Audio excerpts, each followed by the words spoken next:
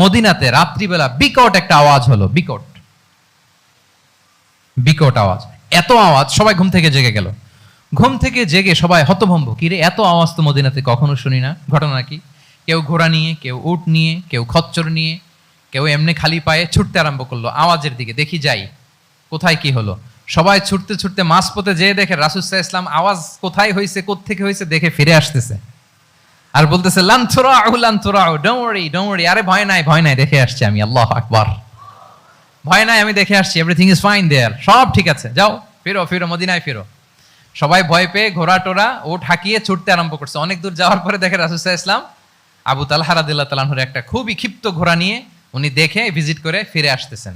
সুবহানাল্লাহ। তাহলে বিপদ ঘটলে নেতা থাকতে হবে কই? সামনে না পেছনে? আমাদের নেতারা থাকে কই? নাকি পেছনেও খুঁজে পাওয়া যায় না? It's a big crisis. নেতা থাকবে কোথায়? Front liner. Leader should be front liner. উনি তো লিড দিবে, নেতৃত্ব দিবে। এখন উনারা যদি খুঁজে পাওয়া না যায় তাহলে থাকবে কিছু না। এই যে শিখতে হবে আমাদের।